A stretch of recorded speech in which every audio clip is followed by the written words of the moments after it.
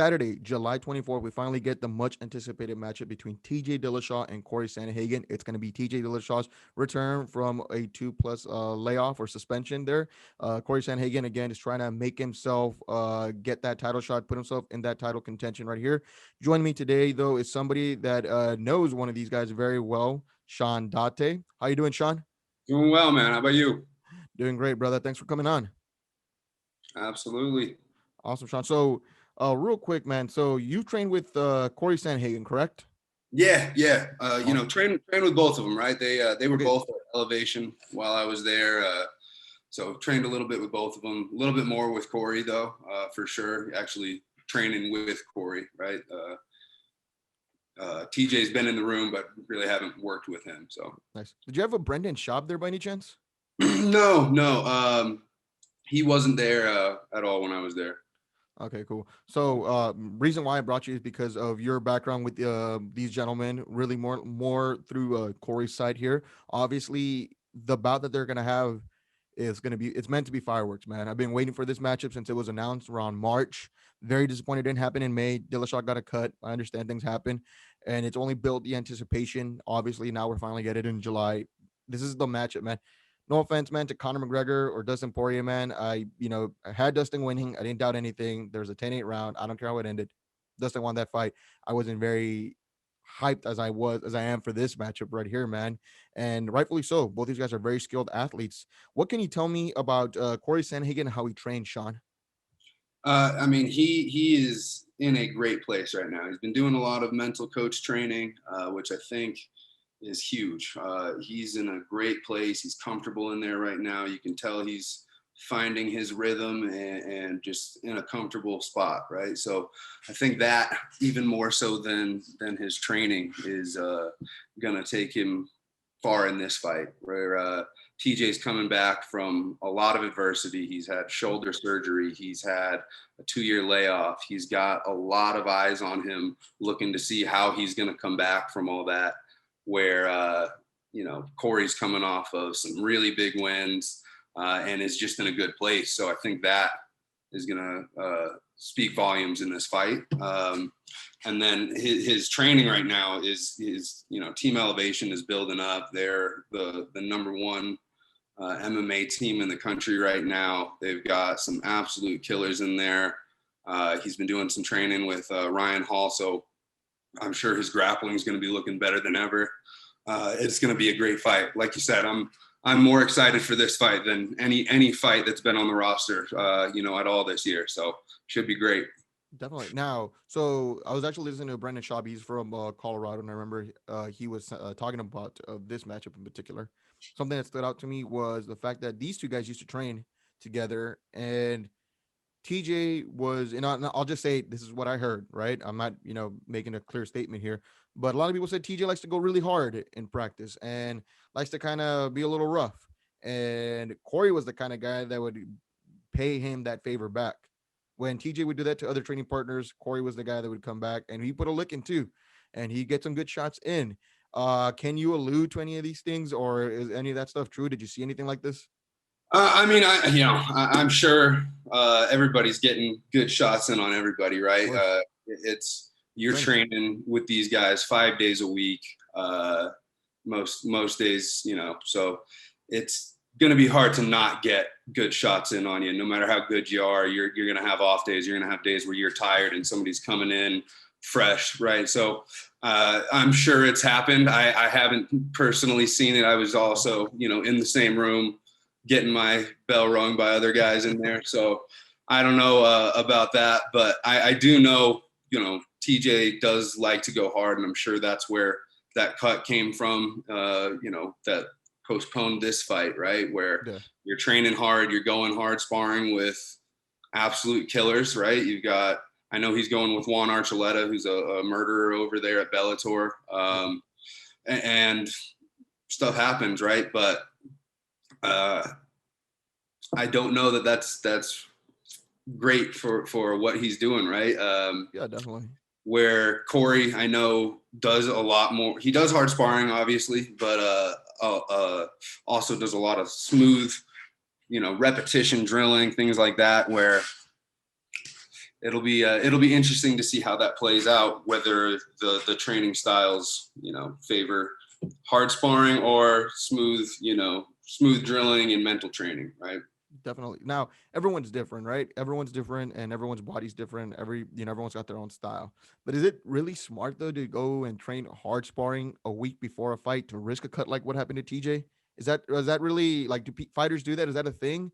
Like hard sparring a week before a fight, before a huge fight like that? I'm not sure because I've never done it. So is that like something that it's a thing? I mean, it's definitely done. I don't think it's for me with my personal choice of what I'd be doing a week out, but everybody's got to deal with those fight week nerves differently, right? Okay. You've got all this anxiety built up, and sometimes you do need to get a hard go out, and stuff happens, and it's unfortunate that it happened that close to the fight, and it had to push things back. But you've got to deal with those nerves sometimes, and that's the unfortunate side effect. Definitely. Now, Cory Sandhagen has been doing a lot of mental work, and he's been on a roll. Unfortunately for him, he lost a big matchup against Aljamain Sterling. People were talking about that being a possible number one contenders matchup, and then he got on the winning track with Marlon Moraes. Now, what was his mentality after he lost? I don't know if you were around him after he lost at the gym, getting ready for that Marlon Moraes matchup. You know, I'm not personally super close with him like that. Like I've Okay. listened to his podcast, and I've heard him, talk with his mental coach at the gym, but like I am not Yeah. on that personal level with him, so I don't really know like that. I do know that just from what he's been saying on other podcasts and things like that, that he has been trying to get more comfortable after that, right? Of course. He's starting to enjoy himself more, taking less pressure or putting less pressure on himself was one of the things that I heard him say. And it's showing right after that, absolutely looking smooth, comfortable, absolute killer, spinning wheel kicks, flying knee knockouts. So he's looking great. But at the gym, you train with him, correct? Absolutely. Yeah. What did you feel different about him? I mean, just his footwork and finding the range and finding the rhythm in that, and knowing when punches are coming. His ability to see that and then slip out. I know TJ had a lot of trouble with Dominic Cruz and his footwork, and that is very what Cory does, very much what Cory does, right? Very elusive footwork. He's even I think taller and lankier than Dominic Cruz, so he's got some really interesting threats at that weight class. Now, now for you, Sean, training with Cory leading up to that Marlon Moraes fight, we saw the fight, how it unfolded. A spinning wheel kick, man. Is that something that was trained, pre-planned on that on I know, Cory's side? yeah, I knew this was coming, right? I told you about this. So yeah, absolutely. He landed that kick on me to the ribs, right? He's a great training partner. He's always taken care of me and not tried to knock me out like that when No, for he sure. probably could have. So had me circling off, throwing his jabs, and I'm circling off to his left. So getting me circling that way, and just lined up that spinning wheel kick perfectly. Took that heel to the ribs, and it was out for a little bit. That put me out for a month or so. That was a rough one. But no, but more than anything, I'm not saying that. Oh, like obviously we know he didn't hurt you on purpose or anything like that. But man, how precise and how good you have to be to land something like that, man. The way he's landing it, because he It's landed it in training and he landed it in a fight. no, it's amazing, and that's that comfort in the gym is starting to translate over into his fights, right? He's always been so comfortable and so dominant, even with guys a lot bigger than him like me in training, where especially on the feet, where he just has always shown that comfortability on the feet in training, and then now it's even translating so much more so into the fights where he's rising to the occasion. Now, TJ Dillashaw trains with a lot of killers as well, like Cory. I mean, he trains with Lance Palmer. He's got some reps in with Brian Ortega to really improve on his grappling as well. Obviously, top of the line training that he's doing. Both of these guys are heading into the matchup. How can TJ Dillashaw stand with Cory Sandhagen, and not stand? How can he win though after a 2-year layoff? Yeah, I think for him, it's going to be mixing up his takedowns with his striking and breaking that rhythm and that comfortability for Cory and making him think about the takedown threat is going to change the striking dynamic and change the fight, right? So that's, in my opinion, how he wins. I think Cory definitely has the advantage on the feet just with his range and his, he's been in there recently. He's not rusty. He hasn't had a 2-year layoff, so he's comfortable in there. So breaking that comfortability with takedowns is going to be how I think TJ wins. Now, everyone talks about TJ. How does TJ look? How is he going to bounce back? What's he doing to get himself better? Biggest pressure is on him. Oh, he needs to win this fight. I think Cory needs to win this fight as well, man. I think this is a big opportunity for Cory to knock off a name. And yes, I know that TJ hasn't been there for 2 years, but I feel like this is the kind of name and quality opponent that'll get you in the mix for the title shot. And I feel like the winner of this fight will be. I feel like it's a big one for Cory, though. Do you agree? Absolutely. Yeah, no, this is one of the biggest names in that division, right? So you can take out that name, that adds to your star power. So I think either way, this is a huge fight. You've had a 2-year layoff. You need to win that and get back into title contention. And for Cory, this is a great way to take out a big name and, add some, clout to his name.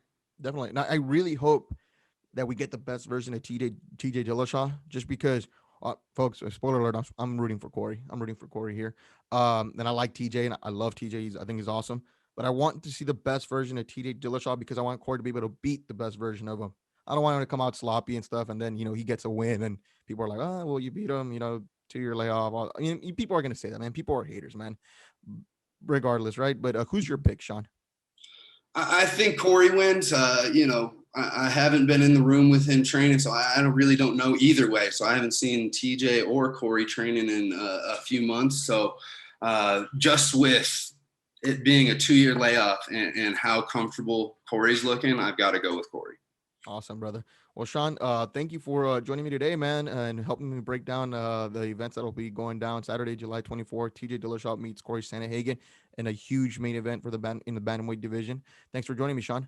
Absolutely, man. Talk to you later. All right, man. Thanks for everyone that stuck around and listened. I'll catch you later, guys. Goodbye.